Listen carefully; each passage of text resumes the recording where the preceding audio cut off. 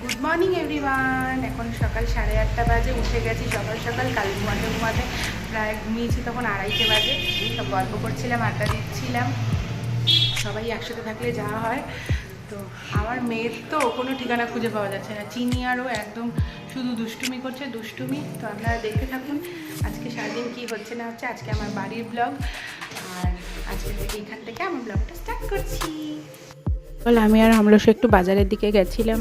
বাবা বললো একটু বাজার থেকে ঘুরে আসতে, মাটন নিয়ে আসতে। তো সেটাই আনতে গেছিলাম।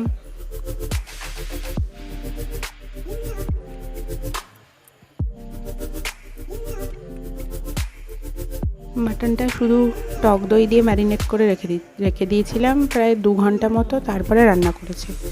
শুধু টক দই দিয়েই ছিলাম। দুষ্টু বাচ্চাটা সারা দুপুর না ঘুমিয়ে এই যে বকর বকর বকর বকর করছে, কখনো কালার করছে, কখন হুড়োহুড়ি করছে, সারা দুপুর ঘুমায়নি। চচ্চড়ি করছিলাম। প্রথমে একটু বড়িটা ভেজে তুলে নিয়েছিলাম, তারপরে 5 ফোড়ন দিচ্ছিলাম, দিয়ে উচ্ছে, আলু, তারপর বেগুন। আগে উচ্ছে আলুটাকে ভেজে নিয়ে একটুখানি, তারপর বেগুনটা দিয়েছিলাম, নিয়ে তারপরে ওগুলো ভাজা ভাজা হওয়াতে হলুদ, নুন, তারপরে সামান্য 2-4 দানা মিষ্টি দিয়ে ভালো করে ফুটতে দিয়ে নামানোর আগে একটু ঘি দিয়েছিলাম। তারপর বড়িগুলো যে ভেজে রেখেছিলাম ওগুলোকে একটু ভেঙে ভেঙে দিয়ে দিয়েছিলাম। তারপর একদম শুকনো শুকনো হওয়াতে রেডি আমার উচ্ছের তরকারি।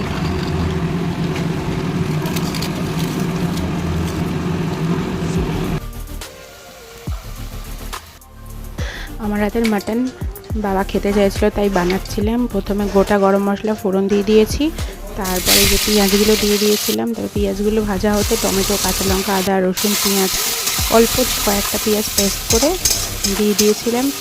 দিয়ে ওর মধ্যে কষানো, যেমন নুন, হলুদ, একটু চিনি দিয়ে লঙ্কা গুঁড়ো দিয়ে ভালো করে কষাতে কষাতে মশলা কষানো হয়ে গেলে মাটন দিয়ে দিয়েছি। নিয়ে ভালো করে কষিয়ে আলু দিয়ে প্রেসার কুক হতে দিয়ে দিয়েছিলাম।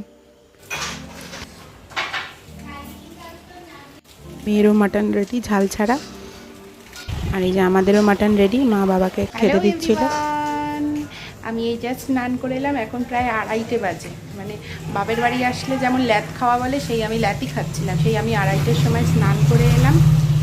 নিয়ে এখন মেয়েকেও লাঞ্চ করতে দিয়েছি, কারণ মেয়েও টুকটাক খাচ্ছিল, পেট ভরা ছিল, খেতে চাইছিল না, তাই জন্য এখনই এসে লাঞ্চ করতে দিলাম।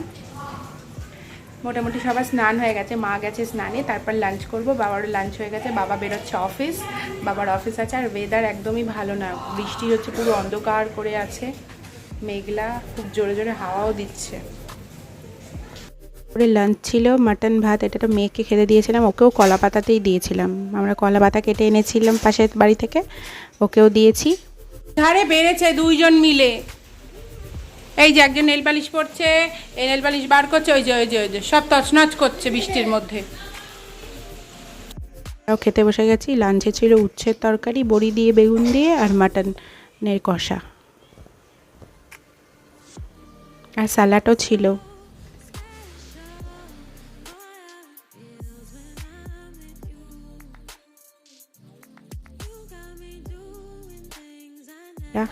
আম, গাছের পাকা আম, মা আমাদের বাড়ির গাছেরই। রাত্রি কটা বাজে, 7:30-8টার বেদ।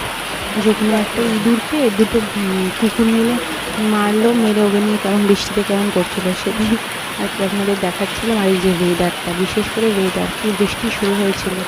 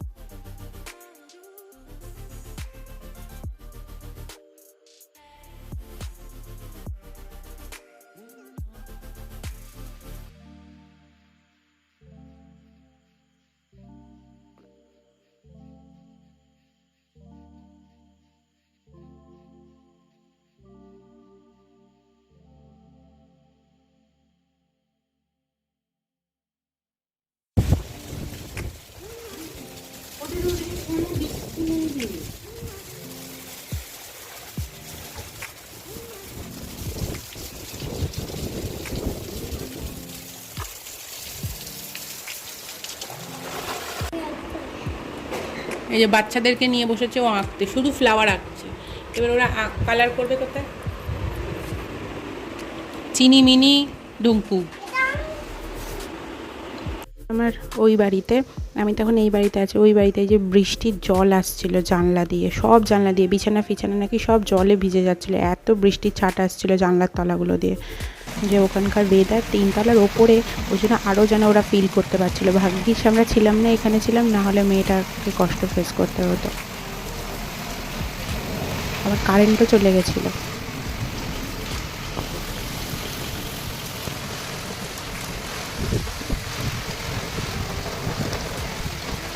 বাইরে ঝড়, এখানে আইসক্রিম। আমার বোন যুদ্ধ করছে। আসছে ঝড়। বাবাকে দেখ।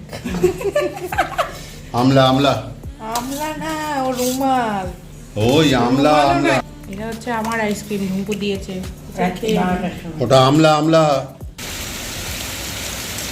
দেখছেন কি জোরে হাওয়া দিচ্ছে? এটা হচ্ছে আমার বাড়িতে, আমার বাপের বাড়িতে আমি এখন আছি, সেখানে এরকম জোরে ঝড় বৃষ্টি হচ্ছে। আমাদের কলকাতায় বিশাল ঝড় বৃষ্টি হচ্ছে।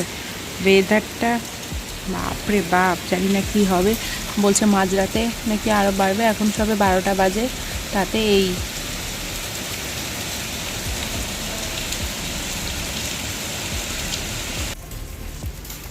হ্যালো ফ্রেন্ডস, আবার অনেকক্ষণ পর দেখা হচ্ছে। এখন 12টা বাজে, আমার ডিনার কমপ্লিট।